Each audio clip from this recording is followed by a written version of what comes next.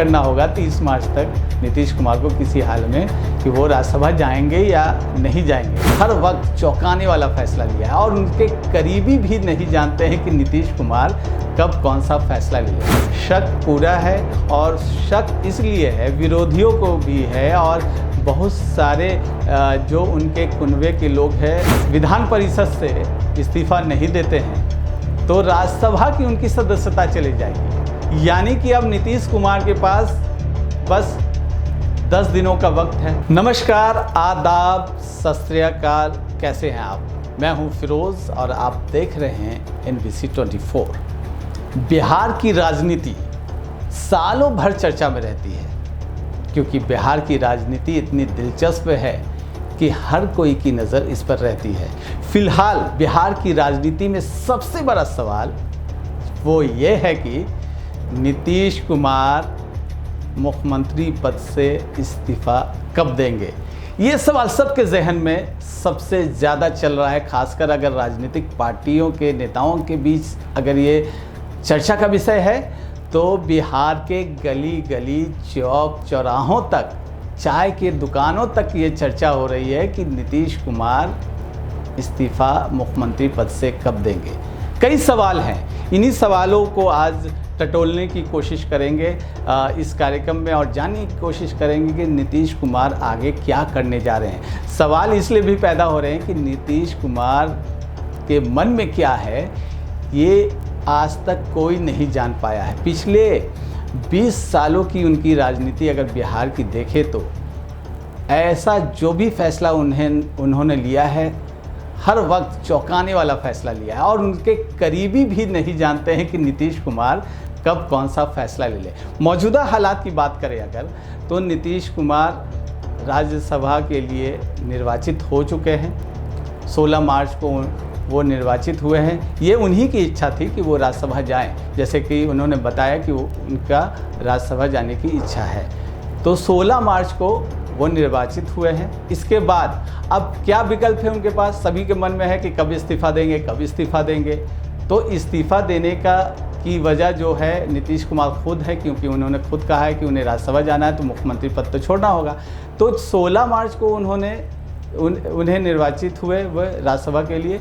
तो निर्वाचित होने के बाद राज्यसभा के लिए 14 दिनों के अंदर ये नियम है कि आपको दूसरे अगर किसी सदस्य हैं किसी सदन के तो आपको उससे इस्तीफा देना होगा। यानी कि 30 मार्च तक अभी फ़िलहाल नीतीश कुमार विधान परिषद के सदस्य हैं, अब राज्यसभा के लिए निर्वाचित हो गए हैं। तो इसका मतलब 30 मार्च तक नीतीश कुमार को विधान परिषद से इस्तीफा देना होगा, तभी वो राज्यसभा के लिए निर्वाचित जो हुए हैं उनकी सदस्यता बरकरार रहेगी। लेकिन अगर 30 मार्च तक वो विधान परिषद से इस्तीफा नहीं देते हैं तो राज्यसभा की उनकी सदस्यता चली जाएगी। यानी कि अब नीतीश कुमार के पास बस 10 दिनों का वक्त है कि वो अपना फैसला जो भी है उन्होंने कर ही लिया होगा। लेकिन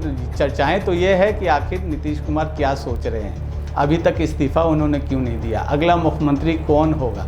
तो 30 मार्च तक ये एक बात क्लियर हो गई, किसी हाल में नीतीश कुमार को 30 मार्च तक विधान परिषद से इस्तीफा देना होगा ताकि वो राज्यसभा के लिए निर्वाचित जो हुए हैं उनकी सदस्यता बरकरार रहे। अगर अब दूसरा सवाल ये है कि अगर 30 मार्च तक उन्होंने विधान परिषद से इस्तीफा नहीं देंगे अगर तो क्या होगा। तो 30 मार्च तक अगर नीतीश कुमार विधान परिषद से इस्तीफा नहीं देते हैं तो ऑटोमेटिक स्वतः राज्यसभा की उनकी सदस्यता चली जाएगी। ये बड़ा सवाल है क्योंकि 14 दिनों का वक्त होता है कि अगर किसी दूसरे सदन के आप सदस्य हैं तो आप खुद उससे दूसरे सदन से इस्तीफा दे दें, नहीं तो अगर 14 दिन तक नहीं देते हैं तो आपकी राज्यसभा की सदस्यता चली जाएगी। तो नीतीश कुमार के पास 30 तारीख का ये वक्त है, उन्होंने डिसीजन ले लिया होगा, जाहिर सी बात है। अब वो कब इस्तीफा देते हैं वो जाने, लेकिन 30 मार्च आखिरी तारीख है जो सभी लोगों के जहन में है कि आखिर क्या होगा। दूसरा ये विकल्प है उनके पास कि विधान परिषद से वो इस्तीफ़ा दे देते हैं, लेकिन मुख्यमंत्री पद है अभी उनके पास। अगर इस्तीफ़ा भी वो दे देते हैं विधान परिषद सदस्य से, तो मुख्यमंत्री वो रहेंगे, राज्यसभा के लिए निर्वाचित भी हो जाएंगे। लेकिन जो मुख्यमंत्री पद से अगर इस्तीफ़ा नहीं देते हैं तो उनके पास ये नियम है कि अगले 6 महीने तक वो मुख्यमंत्री बने रह सकते हैं। यानी कि राज्यसभा के सदस्य भी बन जाएंगे, विधान परिषद से उनका इस्तीफ़ा भी हो जाएगा, और जो मुख्यमंत्री पद पे फ़िलहाल 6 महीने तक उनके पास समय सीमा है कि वो मुख्यमंत्री बने रहे। लेकिन नैतिकता क्या कहती है? नैतिकता के आधार पर क्या सीएम नीतीश कुमार ऐसा करेंगे, ये सवाल है। हालांकि जिस तरह से नीतीश कुमार की शख्सियत है, नीतीश कुमार जाने जाते हैं राजनीति में, अपने बिहार में उन्होंने लंबे समय तक राजनीति की है और बिहार में एक अलग युग पुरुष की अपनी पहचान बनाई है, तो नैतिकता के आधार पर ये बहुत कम ही महसूस किया जा रहा है कि नीतीश कुमार ऐसा कुछ करेंगे कि राज्यसभा के सदस्य भी बन जाए, विधान परिषद से इस्तीफ़ा भी दे दें और अगले कुछ महीनों तक या 6 महीने तक जो उनके पास अधिकार है नियम के तहत कि वो मुख्यमंत्री बने रहें। तो ये भी सवाल उठ रहा है कि क्या वो ऐसा करेंगे नैतिकता के आधार पर। हालांकि नीतीश कुमार नहीं कर सकते हैं, लेकिन शक तो है भाई, शक पूरा है। और शक इसलिए है, विरोधियों को भी है और बहुत सारे जो उनके कुनबे के लोग हैं उनको भी नहीं पता है कि नीतीश कुमार का अगला फैसला क्या होगा। शक इसलिए है कि नीतीश कुमार की 20 साल की राजनीति को याद कीजिए।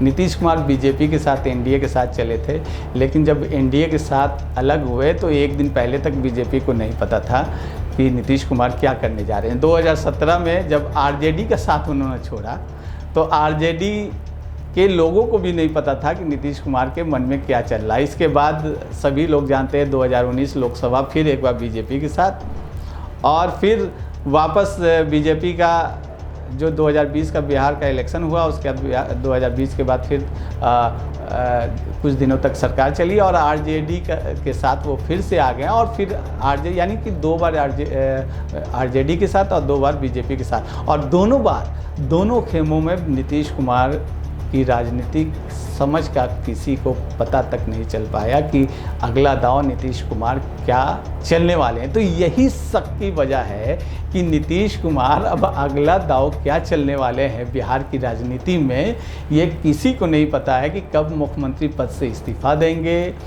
कब वो राज्यसभा के लिए जाएंगे। हालांकि 30 मार्च है, डेडलाइन तो है भाई, आपको ये तय करना होगा 30 मार्च तक नीतीश कुमार को किसी हाल में कि वो राज्यसभा जाएंगे या नहीं जाएंगे। राज्यसभा अगर जाएंगे तो 30 मार्च को उनका इस्तीफ़ा विधान परिषद से हो जाएगा। अब तीसरा सबसे बड़ा सवाल है, उस पर आ जाते हैं। तीसरा सवाल क्या है? बिहार में इन दिनों सबसे ज़्यादा जो ट्रेंडिंग सवाल है, लोगों की ज़ुबान पर है, विरोधियों के, बिहार की जनता के, और हर कोई ये जानना चाहता है कि अगर नीतीश कुमार मुख्यमंत्री पद से इस्तीफ़ा देते हैं तो अगला सीएम कौन होगा। जेडीयू खेमर से तो आवाज़ उठ रही है बिहार का मुख्यमंत्री कैसा हो, निशांत कुमार जैसा हो। निशांत कुमार की एंट्री हो गई है जेडीयू में, सब जानते हैं, मुख्यमंत्री नीतीश कुमार के पुत्र हैं और काफ़ी एक्टिव नज़र आ रहे हैं। अभी हाल ही में उनका जो सबसे मुख्यमंत्री आवास से जो फ़ोटो सामने आई, वो फ़ोटो क्या थी? दावत इफ्तार का वक्त था और नीतीश कुमार जो जगह पे दावत इफ्तार में की महफ़िल में जिस जगह पे वो बैठते थे और जो दुआ होती थी इफ्तार के वक्त, वो जगह नीतीश कुमार ने निशांत कुमार को दे दी। यानी कि उस जगह पर मौलाना के साथ, मुस्लिम समुदाय के लोगों के साथ निशांत कुमार बैठे थे और मुख्यमंत्री नीतीश कुमार पीछे एक चेयर पर बैठ के सारी चीज़ों पर नज़र बनाए हुए थे। यानी कि निशांत कुमार को आगे बढ़ाने की कवायद हर तबके में, हर समुदाय में नीतीश कुमार ने कर दी। ये तस्वीर सबसे ज़्यादा इन दिनों सुर्खियों में रहा। तो अब मुख्यमंत्री कौन हो, ये कयास लगाए जा रहे हैं। जेडीयू खेमा तो चाहता है कि निशांत कुमार ही बन जाए, लेकिन क्या नीतीश कुमार चाहते हैं, ये सवाल है और ये सस्पेंस भी है। लेकिन इन दिनों समृद्धि यात्रा पर नीतीश कुमार जिस तरह से हैं, और मुंगेर में जो अभी हाल ही में उन्होंने समृद्धि यात्रा में कार्यक्रम किया, और मन से वो जो कहते नज़र आ रहे हैं, खासकर सम्राट चौधरी को लेकर कि इनका साथ दीजिए, इनको आगे बढ़ाना है। अब ये बिहार को लेकर जो उन्होंने बातें कही सम्राट चौधरी को लेकर कि बढ़िया से ये अच्छे से ये बिहार चला रहे हैं, साथ ही जो आज गया का कार्यक्रम था वहाँ भी नीतीश कुमार सम्राट चौधरी की तारीफ़ करते नजर आए। तो सम्राट चौधरी इस रेस में सबसे आगे हैं, इनसे कहीं इनकार नहीं किया जा सकता है। सम्राट चौधरी हर मायने में नंबर 1 पर फिलहाल सीएम पद के लिए आगे दिखाई दे रहे हैं, और नीतीश भी जिस तरह से ये हर जगह बयान दे रहे हैं सम्राट चौधरी को लेकर, बिहार को लेकर, इससे इशारों में ये सीएम पद के लिए हामी समझा जा रहा है कि सम्राट चौधरी पर उन्हें भरोसा है। जिस तरह से उन्होंने बिहार को चलाया पिछले 20 सालों में, खासकर जो सुशासन की सरकार जो कहा जाता है नीतीश कुमार का, उसको लेकर उनका भरोसा सम्राट चौधरी पर दिखाई देता है, उनके बयानों के आधार पर जो बयान वो दे रहे हैं सम्राट चौधरी को लेकर। और इसका सबसे बड़ा जो पुख्ता अगर सबूत कहें वो ये कि नीतीश कुमार ने आज तक गृह विभाग किसी को नहीं दिया था, चाहे वो एनडीए की सरकार में रहे हों, चाहे वो महागठबंधन की सरकार में रहे। गृह विभाग तो अपने पाले में हमेशा उन्होंने रखा है, तो गृह विभाग उन्होंने सम्राट चौधरी को इस बार सौंपा। ये सबसे बड़ा फैसला था नीतीश कुमार के लिए, कठिन भी था और सुशासन सरकार के लिए चैलेंज भी था कि नीतीश कुमार क्या गृह विभाग त्याग देंगे, और उन्होंने त्यागा और सम्राट चौधरी के हाथों में सौंपा।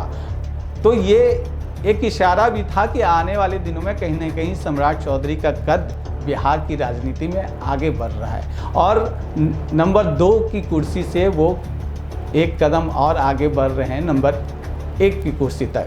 तो क्या 30 मार्च तक कुछ ऐसा ही होने वाला है? क्या नीतीश कुमार विधान परिषद से इस सदस्यता से इस्तीफा तो देंगे ही, साथ ही मुख्यमंत्री पद से भी इस्तीफा दे देंगे, और बीजेपी के सम्राट चौधरी के नाम पर मुहर लग जाएगी अगले कुछ दिनों में? तो ये सारे सवाल हैं जो बिल्कुल बस कुछ दिनों का इंतज़ार है और बिल्कुल क्लियर हो जाएगा। लेकिन एक बात तो ये है कि नीतीश कुमार का बिहार से मोह किसी से छिपा नहीं है, और बिहार के लिए वो सब कुछ त्यागने के लिए तैयार रहे हैं पिछले 20-25 सालों से। केंद्र की राजनीति नहीं की, जब वो मजबूत स्थिति में भी थे तो भी वो 2015 के बाद से या 19 में जब वो चाहते तो केंद्र की राजनीति कर सकते थे, लेकिन बिहार से मोह, प्यार, मोहब्बत, बिहार की राजनीति, बिहार के विकास, बिहार के लोगों से उनका जो चाह है, उसे देख के लगता है कि ये काफ़ी कठिन फैसला होगा नीतीश कुमार के लिए। तो चलिए, ऐसे ही खबरों पर आपको हम रूबरू हमेशा कराते रहेंगे, और आगे भी कुछ तमाम अपडेट से आपसे फिर बात करेंगे अगले किसी और कार्यक्रम में। फ़िलहाल ये सवाल सबके जहन में, और इस सवाल पर हमारी नज़र बनी हुई है। फिलहाल दीजिए मुझे इजाज़त, नमस्कार।